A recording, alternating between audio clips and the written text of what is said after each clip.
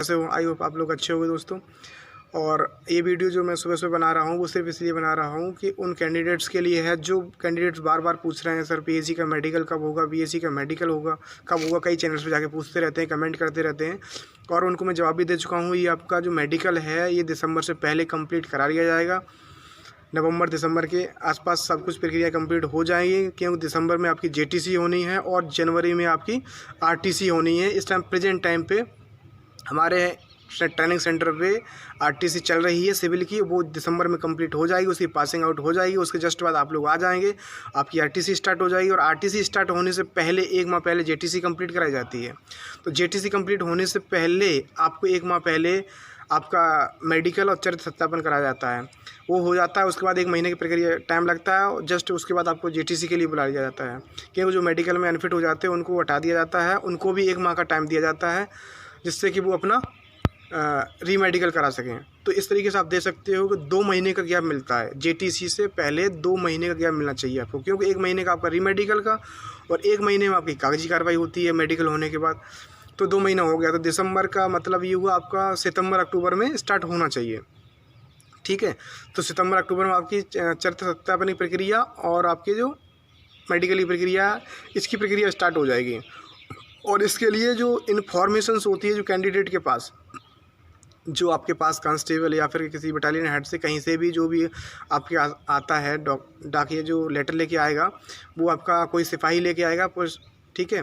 और police verification होगा, उसमें भी आपका कोई दरोगा या सिपाही आपके घर पे आएगा, ठीक है। वैसे वेरिफिकेशन करने का अथॉरिटी दरोगा जी को होती है, वही करते हैं, लेकिन कभी कभी कांस्टेबल के साथ ही भेज देते हैं और बस बुला लिया जाता है थाने में, वहीं से कर दिया जाता है प्रक्रिया पूरी, ठीक है। तो आपको इस तरीके से देखेंगे, आपकी जो प्रक्रिया है सितंबर में स्टार्ट हो जाएगी और आपको जो सूचना मिल जाएगी वो अगस्त और जुलाई के एंड में, अगस्त के स्टार्टिंग में आपको सूचना दे दी जाएगी कि आपका मेडिकल होना है। आप बिल्कुल बेफिक्र होकर रहिए दोस्तों। आपको बटालियन हेड या जो आपका जहाँ भी सेंटर होगा आपका जेटीसी का, वो सॉरी मेडिकल के लिए, तो उस मेडिकल सेंटर से आपके पास कॉल भी आएगा, आपके पास लेटर भी देने आएगा, आपके घर आएगा, ठीक है। आपको बिल्कुल टेंशन लेनी ही नहीं है इस चीज़ की कि आपको पता नहीं चलेगा। आपको 100 बार कांटेक्ट किया जाएगा, ऐसा नहीं है कि आपको कांटेक्ट नहीं किया जा सके। हमें भी दोस्तों 10 बार कांटेक्ट किया गया था। मैं घर पे था ही नहीं उस टाइम पे, मैं बाहर था, ड्यूटी कर रहा था प्राइवेट सेक्टर में, ठीक है। तो मुझे वहाँ पे भी कांटेक्ट किया गया था कई बार। उसके बाद हमारे होम जो हाउस है गाँव में, वहाँ पर कांटेक्ट किया गया था। तो मैं कई बार कांटेक्ट करने के बाद आ पाया था यहाँ पे, ठीक है। तो आपको बिल्कुल टेंशन नहीं लेनी है कि आप कांटेक्ट नहीं किया, आप जहाँ भी पाताल में छुपोगे ना, वहाँ से भी आपको निकाला जाएगा, ठीक है। बिल्कुल टेंशन नहीं लेनी कि हमारे पास मुझे पता ही नहीं चला। और ये भी बिल्कुल परेशान ना होना कि मेरा सेंटर कहाँ है, सब कुछ तुम्हें बताया जाएगा और एक बार नहीं 10 बार बताया जाएगा।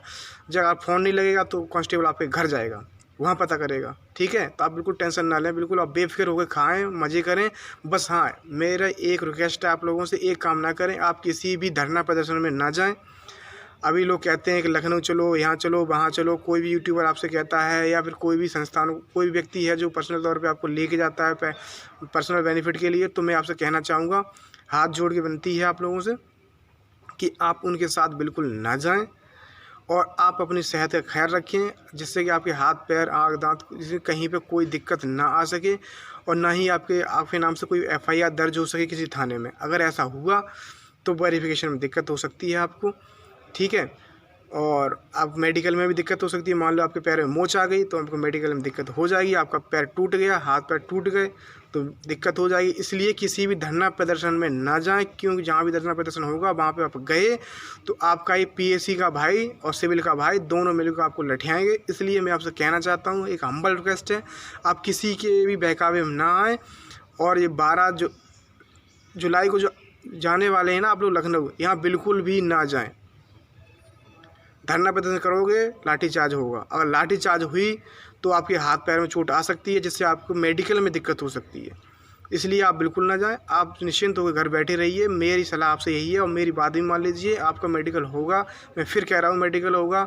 आपको कोई प्रूफ चाहिए तो फिर आप मुझे पर्सनल तौर पे कांटेक्ट कर सकते हैं, आपको हम प्रूफ दे सकते हैं। यहाँ पे लाइव नहीं दिखा सकते हैं भाई प्रूफ, ये सीक्रेट काम होते हैं विभागीय और मैं ऐसा नहीं कर सकता, क्योंकि जो अदर प्राइवेट वाले जो यूट्यूबर्स होते हैं जो मान लो इस विभाग से नहीं जुड़े हुए हैं, वो कहीं से भी मतलब कैसे भी लीक हो जाती है तो वो कर देते हैं, उनका कुछ नहीं बिगड़ेगा, लेकिन मेरा बिगड़ सकता है, इसलिए मैं नहीं करूँगा, ठीक है जी। अगर आपको कोई डाउट है फिर पूछ सकते हो, मैं आपको बता दूंगा। मैं आपको फिर एक क्लियर कर देता हूँ, आपका जो प्रक्रिया है अगस्त माह से शुरू हो जाएगी, आपके पास सूचना आना शुरू हो जाएगी अगस्त में, और सितंबर में आपकी ये सारी डॉक्यूमेंटेशन होने लगेगा, मेडिकल होने लगेगा अक्टूबर में, और नवंबर में आपको एक महीने का जो होता है, जो लड़के मेडिकल में अनफिट हो जाते हैं उनको 1 माह का टाइम दिया जाता है जिससे वो अपना रीमेडिकल करा सकें। ठीक है, उसके बाद आपके दिसंबर में JTC स्टार्ट हो जाएगी और जनवरी में आप सेंटर पे पहुंच जाएंगे, RTC सेंटर पे। तो मेरी सभी कैंडिडेट्स को ये शुभकामनाएं, आप लोग अच्छे रहेंगे, घर पे रहेंगे, आप किसी धरना प्रदर्शन में शामिल नहीं होंगे। मेरी बात मान लेना, भाई बड़ा भाई समझ के या छोटा भाई समझ के, जैसे ही मानना हो मान लेना। बस आप लोग स्वस्थ रहना और खाते पीते रहना, जिससे काफ़ी कोई आपको जॉब मिलने में कोई बाधा उत्पन्न ना हो सके, और किसी के बहकावे में तो बिल्कुल ही मत आना। तो दोस्तों अगर आपको फिर भी कोई डाउट है आप हमें कमेंट बॉक्स में कमेंट करके पूछ सकते हैं, हम आपको बता देंगे। और दोस्तों आपको ये भी बता दो, मेरा ड्यूटी का टाइम हो रहा है, चुनाव में ड्यूटी लगी हुई है, मुझे वहाँ जाना है, तो मैं जा रहा हूँ। इसी के साथ अपने बाड़ी को विराम देता हूँ, तो चलता हूँ दोस्तों, बाय बाय। और आई होप आप लोग अच्छी तरह समझ चुके होंगे, आप धरने में नहीं जाएंगे। Thank you.